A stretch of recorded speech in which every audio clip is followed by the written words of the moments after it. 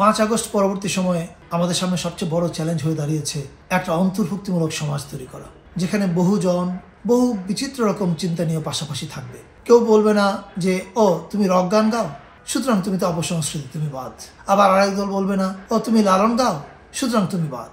আবার অন্য একদল বলবে না ও তুমি ইসলামী সঙ্গীত গাও, তাহলে তুমি আমাদের মূলধারার অংশ না, সুতরাং তুমিও বাদ। এই যে বাদাবাদির কালচার, এই যে আমাদের নিজেদেরকে খণ্ড বিখণ্ড করার কালচার, এটা অনেক দিন চলেছে।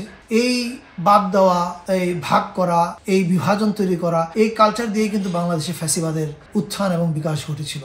আমি মনে করি আমাদের সবারই এখন সময় এসছে সজাগ থাকার, যেখানে আমরা একটা কন্ডিউসিভ এনভায়রনমেন্ট তৈরি করতে পারি, যেখানে সবাই তার মত তার পথ চর্চা করতে পারবে। এবং কালচারালি আমাদের একটা গুরুত্বপূর্ণ দায়িত্ব হচ্ছে যা কিছু আমাদের সংস্কৃতির অংশ, সকল কিছু, এই সব কিছুকেই যেন আমরা জায়গা করে দিতে পারি। আপনাদের সবাইকে রমজানের শুভেচ্ছা।